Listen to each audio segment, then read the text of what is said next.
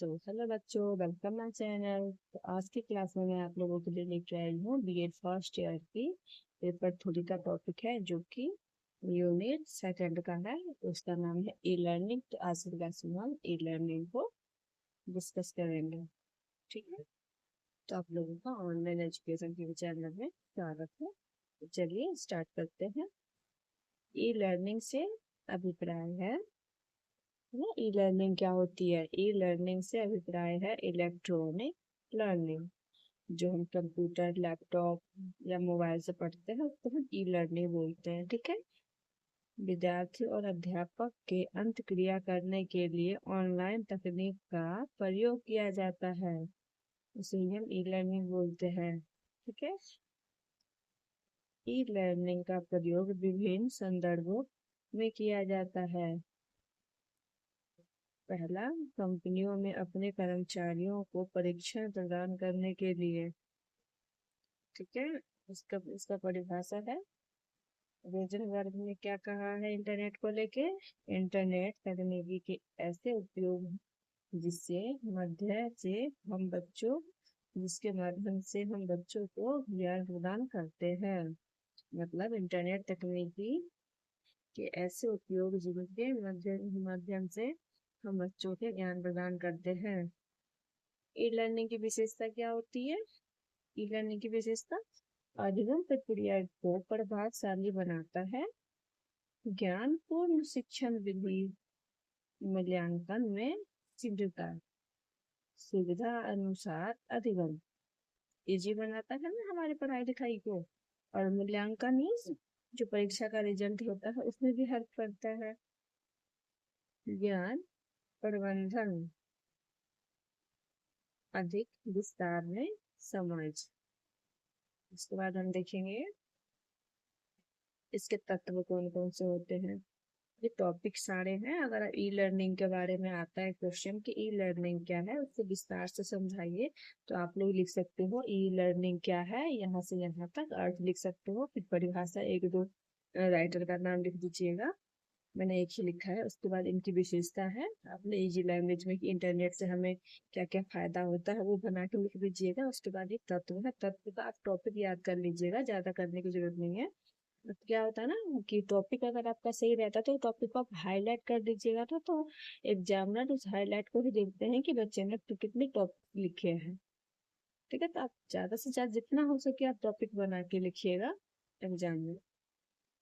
उसके तत्व कौन से होते हैं लर्निंग के? शिक्षा शास्त्र, ज्ञानात्मक एवं भावनात्मक पक्ष,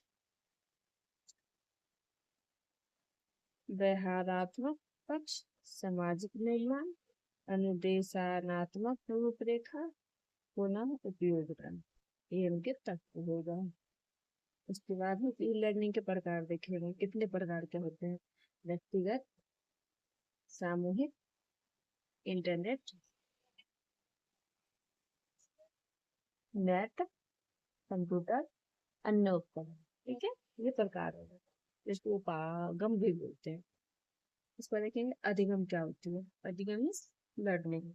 ठीक है, अधिगम क्या होता है? हिंदी में, इंग्लिश में हम लर्निंग बोलेंगे, हिंदी में अधिगम बोलेंगे। हमारे बुक का भी नाम है लर्निंग एंड टीचिंग। तो ये लर्निंग क्या होती है और अधिगम क्या होता है हम देखेंगे। इनका अर्थ है, इनका अर्थ हम देखेंगे।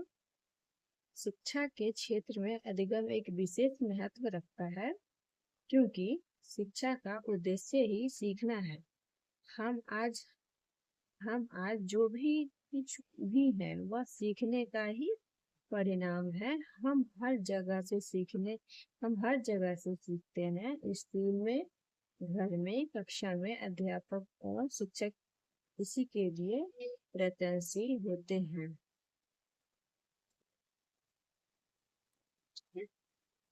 उसके बाद अधिगम की परिभाषा। ठीक है, मान लीजिए अगर आपके एग्जाम में आता है अधिगम क्या है, तो आप इतना तो लिख सकते हो ना कि अधिगम क्या है। ये देखिए इजी लैंग्वेज में है बिल्कुल, ये कि अधिगम क्या है, तो बुक की लैंग्वेज नहीं है, मैंने बुक में से ही बिल्कुल इजी करके लिखा है ताकि आप लोगों को समझ में आ जाए। ये देखिए अधिगम क्या है, यहाँ तक लिख दीजिएगा। उसके बाद अधिगम की परिभाषा देखिए, तीन राइटर का नाम लिख दीजिएगा। उसके बाद किसने क्या कहा है, वो लिख दीजिएगा। ग्रेटस ने क्या कहा है, अधिगम द्वारा व्यवहार में परिवर्तन लाया जा सकता है। पिल ने क्या कहा है, अधिगम व्यक्ति में एक परिवर्तन है जो इसके वातावरण के परिवर्तन के अनुसार होता है। ठीक है। स्किनर ने क्या कहा है, अधिगम से प्राप्त तथा धारणा, क्या अधिगम से प्राप्त तथा धारणा करने की शक्ति सम्मिलित है। अधिगम के प्रकार, टाइप्स ऑफ लर्निंग। अधिगम के क्या प्रकार होते हैं, सीखने वालों के प्रकार के अनुसार, मानव व्यवहार के विभिन्न अंगों के अनुसार। मतलब अधिगम के कितने प्रकार होते हैं, सीखने वालों के प्रकार के अनुसार, मानव व्यवहार के विभिन्न अंगों के अनुसार, काल्पनिक अधिगम, ज्ञानात्मक अधिगम, कौशल द्वारा सीखना, समस्या समाधान अधिगम, सामाजिक अधिगम।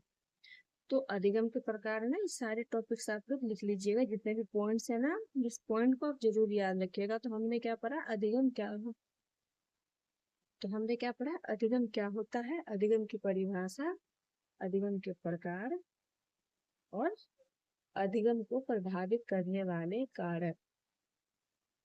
अधिगम प्रक्रिया अनेक कारकों से प्रभावित होती है। कई कारण अधिगम प्रक्रिया को तेज कर देते हैं और कई धीमी। अंत ऐसे कारक को प्रोत्साहन देना अति आवश्यक है जो उसे प्रभावशाली बना दे। जैसे अधिगम को प्रभावित करने वाले कारक, पहला है परिपक्वता। परिपक्वता क्या होता है, यह कहना गलत नहीं होगा कि अधिगम परिपक्वता,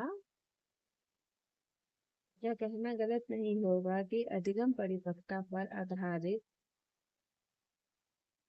है। यही कोई व्यक्ति किसी विशेष कार्य सीखने के लिए परिपक्वता है, तभी वह सीख पाएगा। अभी प्रेरणा, ठीक है, ये सब कारक है जो अधिगम को प्रभावित करती है। सीखने की प्रक्रिया में अभिप्रेरणा मुख्य योगदान, प्रेरणा का मुख्य योगदान रहा है। विद्यार्थी को किसी कार्य के लिए अभिप्रेरित न किया जाए, उनकी रुचि सीखने में तब तक नहीं आती है। ठीक है। इसके बाद हमारा तीसरा कारक है ध्यान तथा रुचि। अधिगम को प्रभावशाली बनाने के लिए ध्यान एवं रुचि का होना अति आवश्यक है। स्मृति, स्मृति की अधिगम में महत्वपूर्ण भूमिका है। बिना स्मृति के अधिगम संभव ही नहीं है। पांचवा क्या है, इच्छा शक्ति, विल टू लर्न। ठीक है। अधिगम अर्जित करना व्यक्ति की इच्छा शक्ति पर निर्भर करता है। उसके बाद क्या है, शारीरिक रोग तथा दोष। शारीरिक रोग तथा दोष, शारीरिक दोष युक्त होना अधिगम के लिए अति आवश्यक है। सातवां क्या है, थकान। थकान एक ऐसा कारक है जिसका कुप्रभाव जीवन की हर क्रिया पर पड़ता है। आठवां क्या है, मानसिक स्वास्थ्य। यदि विद्यार्थी मानसिक रूप से स्वस्थ नहीं हो तो अधिगम में वह कुछ नहीं कर सकता। ठीक है। उसके बाद नौवां है हमारा भोजन तथा औषधियों, औषधियां विद्यार्थी के अधिगम को प्रभावित करती है। भोजन तथा औषधियां उनके अधिगम को प्रभावित करती है। ठीक है। इसके बाद 10वां अभ्यास। अभ्यास मतलब करके सीखना, सूझबूझ द्वारा सीखना, सुनना। ठीक है। उसके बाद नेक्स्ट चैप्टर में हम पढ़ेंगे मूल्यांकन। नेक्स्ट क्लास में हम मूल्यांकन देखेंगे। तो आज की वीडियो में हमने क्या सीखा है, चलिए स्टार्टिंग से हम देखते हैं इसको। देखिए, तो हमने पढ़ा है आज की वीडियो में ई लर्निंग। ई लर्निंग क्या है, उसकी परिभाषा, उसकी विशेषता, उसके तत्व, उसके प्रकार, अधिगम। ओके, अधिगम की परिभाषा, अधिगम के प्रकार, अधिगम को प्रभावित करने वाले कारक। ठीक है। इसके बाद हम नेक्स्ट वीडियो में मूल्यांकन पढ़ेंगे। ठीक है। आज के लिए इतना ही। अगर आप लोगों को मेरी वीडियो अच्छी लगती हो तो कमेंट करके बताइएगा और मेरे चैनल को सब्सक्राइब कर दीजिएगा।